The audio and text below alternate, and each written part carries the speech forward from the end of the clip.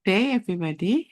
First of all, let me introduce myself. My name is Irma Rahmawati, and in this very special occasion, we with my teams, Mariam Pratama, me, and Rahmawati, and Deden Sumantri will deliver the uh, paper entitled Interfaith Marriage in Indonesia, an interaction between legal challenge and false legacies. And the interfaith in marriage in Indonesia is a complex issue in the national legal system. Uh, between the marriage of legal marriage in Indonesia state that marriage must be conducted in accordance with the religious law of each partner, meaning the interfaith marriage has no legal in Indonesia. But we have the some practice of legal circumvention law false laws do not explicitly regulated in the interfaith marriage, and the legal implication that the lack of clarity of marriage law creates a legal loophole that is often exploited by interfaith couples to marry abroad, then register their marriage in Indonesian Civil Register Office so that the marriage become legal according to the law of the country where the marriage took place. But what is the legal production for the children for such as legal status and legal discrimination? Because the first legis for the marriage, so we can say that the marriage is not legal, and its result, the children is also not the legal children for their marriage. So in legal pluralism in Indonesia, we have a law of marriage, and then we have Dutch law system, and we have not fully uniform the marriage law system. So the argument for the revision of the marriage law is the plural society, human rights, and preventing illegal practice and urge to change. The opposition to the legalization of interfaith marriage is needed because Indonesia, as we know, the majority of the Muslim Indonesia opposes the idea of legalizing interfaith marriage.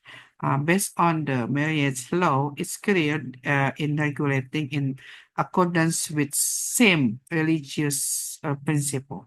And we have the protection of the religious values and prevent marriages that are contrary to Islam teaching.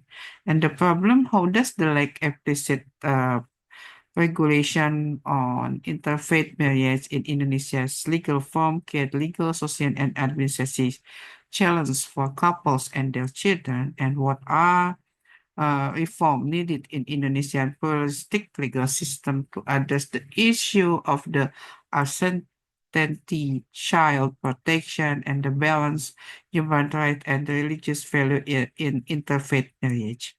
So the method we focus on the legal requirement for the marriage, and the study in the device key problem, and the methodology involve a doctrinal legal analysis. So for the first question, we have that the legal consequences of the legal circumvention on marriage, interfaith marriage. We have that The legal uncertainty can complicate dispute resolution. If a couple files for the divorce or if a third party question for the validity of the marriage and the legal process become more complicated. This poses significant risk to all parties involved, especially children who are often victims of legal uncertainty. So for the long-term solution and international civil law, interfaith marriage conducted abroad are seen to attempt the circumvent national law. And for the long-term solution, requires policy and provision to provide fair legal protection, especially for children born for such marriage. So we need the revision for the second question. We need the revision of the marriage system for the social reality consideration, maintaining religious and cultural values and balanced approach.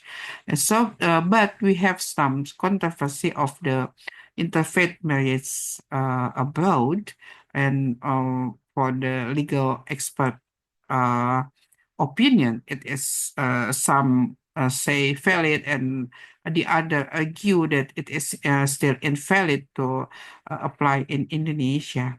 And for the legal implication, the merit is still invalid if it contradicts Indonesian religious law. So the phenomenon of the legal smuggling is the overseas wedding and administrative recording and conflict of a law and potentially null and void. So the legal, there are some cases for interfaith legal marriage for the East Jakarta District Court when a couple married in Hong Kong and the judge ruled that the marriage was valid and from the Supreme Court decision can that the interfaith marriage can be registered at the civil registry office, and another case said that it is prohibition of intermarriage, and the government and Supreme Court respond, and it's allow a Muslim citizen to marry and register their marriage in Indonesian embassy, and this one prohibited the court from granting a request to register an interfaith marriage. So we can say that still creates controversy and legal uncertainty. So international civil law can be applied to the uh, interfaith marriage for the lex loci actus principle, lex loci celebrationis principle, and the legal challenge. What is the impact on the children and family? So the impact is still unclear, and they only have inheritance for their mother, and the legal identity may face administrative challenge. So the conclusion and the way forward, the regulation must be reviewed to revise marriage law and related to regulation to provide legal certainty for interfaith marriage, and we can concern to the children protection, and we have mass legal harmonization and national dialogue. So that's all for our presentation. Thank you very much for your attention. Goodbye.